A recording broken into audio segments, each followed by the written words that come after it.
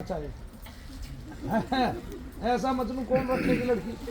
उसने अपने घर भी जाना, वो अपने घर ही नहीं जा पा रही थी। ठीक है, अब वो घर नहीं जाने दे, हिलने नहीं दे नजरों के सामने से, वो घर चली गई। घर चली गई तो घर ही पहुंच गया है जी। और सांप को रस्सी समझ के घर की छत पे चल गया उनकी। वो तो आज के युग की लड़की थी, उसने कौन सा सीख देनी थी, और उसने तो सीधा ठोक देना था और मना कर दिया, मैं नहीं आऊंगी तेरे पास, तू तो पगला है। सही किया, तू तो पगला बाबू है, मैं नहीं आऊंगी। ऐसे मैंने कहा भी कि तेरा लड़का जब 1 मिनट के लिए भी पीछा नहीं छोड़ेगा, सामने ही बैठा रहेगा, ठीक है, और वो अगली घर जाना चाहेगी तो सारे काम होते हैं, शादी के बाद तो कौन सा नहीं होता। ठीक है, उसने देखिए तो लड़का पागल ही है। तो इसकी मम्मी ने भी समझाया, इन्होंने भी समझाया, समझाएगी। इनको भी धमकी दे, नहीं आई तो मैं मर जाऊंगा, नहीं आई तो मैं ये कर लूंगा, नहीं आई तो मैं वो कर लूंगा। ठीक है, ये 2-3 बार गए जी, अगले ने भेजी नहीं भेजी। ठीक, ऐसे होता है। ये क्या है भाई, बनाना क्या है ये? ठंडियों के नुकसान। ये भविष्य है, ये भविष्य है। इसको देने से कौन सा देवता प्रसन्न होता है? मूर्खों, बृहस्पति के व्रत में ये खाया जाता है। खाया जाता है कि नहीं? और कौन कौन से बृहस्पति, और कौन कौन से ग्रह के उसमें खाया जाता है ये बृहस्पति में? बृहस्पति के व्रत में और क्या क्या खाया जाता है बताइए। अरे बृहस्पति सुन लो, नवग्रह सुन लो, मान जाओ मेरी बात।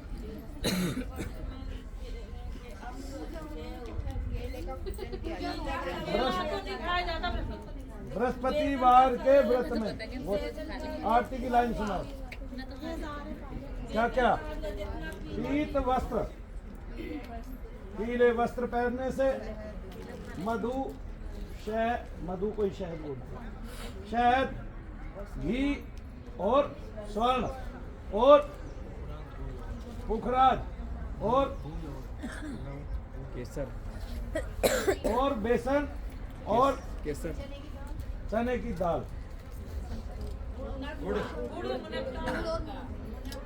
गुड़ और मुनक्का जी, केसर जब ये और केसर, और जब ये खाए जाते हैं तब आपके खून में ऐसे अच्छे तत्वों की वृद्धि होती है कुछ अधिक। इसलिए अगर आपको बृहस्पति को प्रसन्न करना है तो केला ना खाओ ऐसा मत करो, केला खाओ ऐसा करो। क्या करो? केला खाओगे तो बृहस्पति प्रसन्न होंगे, अंदर में जो बृहस्पति बैठे हैं। कैसे? बोलो गुरुदेव मनु भैया जी की। ऐसे ही शुक्र के व्रत में क्या दान किया जाता है, और पीत वस्त्र पहनने होते हैं। पीला वस्त्र पहनने से बृहस्पति, तो शरीर में बृहस्पति है कि नहीं? नवग्रह की जो संज्ञा है वो शरीर में भी है। तब शरीर के बृहस्पति कैसे प्रसन्न होंगे? तब इसका मतलब जो अच्छी सोच है, सुविचार है। क्या? सुविचार।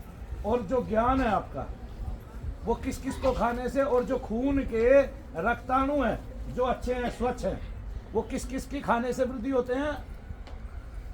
घी, शहद, केला, चना, गुड़, केसर, मुनक्का और चने की दाल। और एक चीज आप भूल गए, हल्दी। एक चीज भूल गए, हल्दी। जब आपने ये सारी चीजें खा ली तो अंदर में जो बृहस्पति है वो प्रसन्न हो गया। तब बृहस्पति से जो जो आपके शरीर में होता है वो पुष्ट हो गया।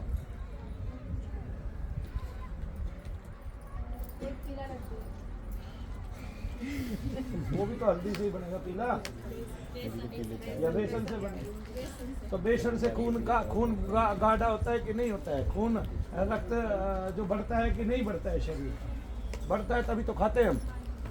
आप नियम में ले लो। तब आपने बृहस्पति के पदार्थ खाए, तब बृहस्पति आपके शरीर में पुष्ट हो गए। तब राहु के पदार्थ तो जानते हो, राहु राक्षस था, और राक्षस क्या क्या खाता था ये भी पता है। तब राक्षस के दान भी जानते हो। और आरती किसी को हमारी नवग्रह की याद हो तो उन्हें आप देख सकते हो। तब शुक्र के पदार्थ देखिए जिससे जीवन का संचार होता है, उसको क्या बोलते हैं? दूध, दही, घी, शक्कर, मक्खन, चावल, बोलो बोलो, सफेद दाल, मट्ठा, वो तो दूध से ही बन गया सारा, सफेद चावल बोल दिया। और इनको खाने से क्या बनता है? तो शरीर का शुक्र भी मजबूत होता है, तब जीवन का आधार भी मजबूत होता है, तब जो माँ के गर्भ में बीज आता है वो भी मजबूत होता है, तब बालक की क्या बुद्धि, कुशाग्रता मजबूत होती है। तो फिर इसका मतलब दूध, दही, घी खाना चाहिए कि नहीं खाना चाहिए?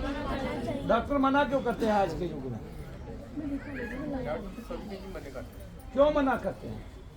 जिससे जीवन की इतनी बड़ी पुष्टि होती हो उसको मना कर रहे हैं, इससे शरीर का शुक्र ठीक होता है उसके लिए मना कर रहे हैं। शरीर को स्वस्थ रखना है आपको, वे सारी चीजें अपनानी पड़ेगी। खून की वृद्धि करती है, लाल वस्तुओं का जो है ना भोजन करे। जो लाल पदार्थ है हमारे, क्या क्या है उसमें? हाँ, फिर अरे महात्मा बुद्ध, यानी कि बुद्ध जो है, बुद्ध जो ग्रह है वो भी महात्मा ही है। वो सौम्य है, सुशील है। आपको सौम्यता मिलती है, सुशीलता मिलती है। हरी वस्तुओं को खाने, खिचड़ी खाने से शांति मिलती है कि नहीं? पेट मजबूत होता है कि नहीं? उसमें हरी दाल होती है कि नहीं है ना? और आत्मा को शांति मिलती है। कैसे पुष्टि मिलती है? तब बुद्ध जो है शांति और पुष्टि देते हैं और बुद्धि के दाता है, तब उससे बुद्धि भी बढ़ती है ना?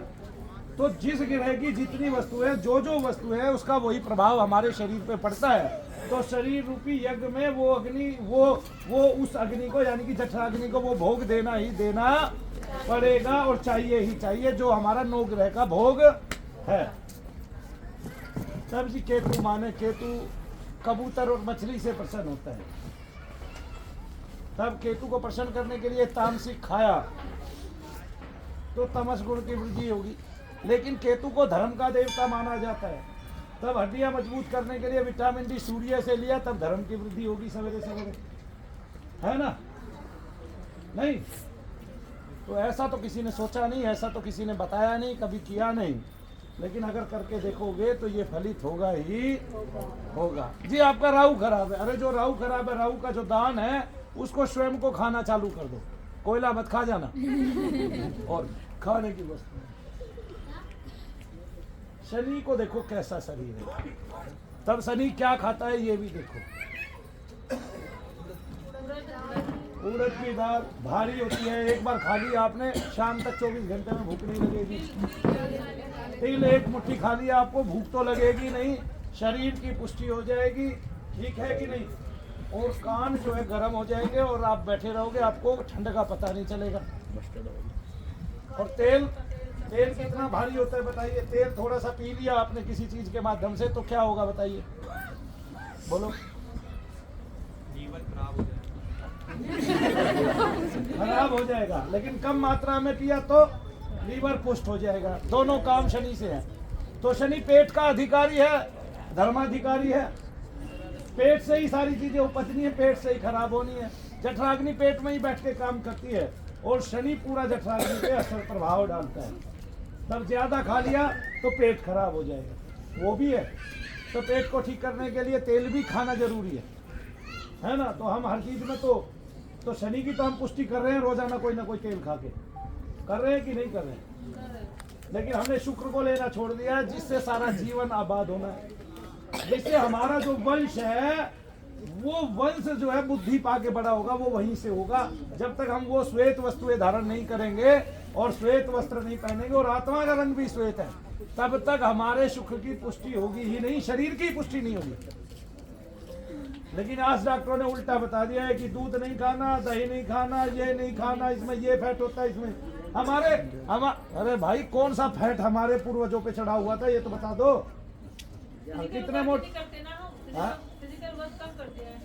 तो डॉक्टर मना कर रहा है फिजिकल वर्क मत करो।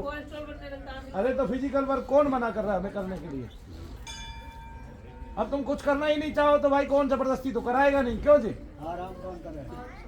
अरे हाँ, बात तो ये है कि आराम कौन करे। ये माना ही नहीं हम काम करने के लिए पैदा हुए हैं, ये मान लिया हम आराम करने के लिए उत्पन्न, ये मान लिया उल्टा।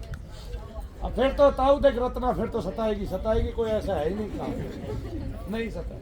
देखो कल से इसको भय नहीं लगा एक पल के लिए भी, है ना? लगा ना कुछ भी महसूस हुआ शरीर में?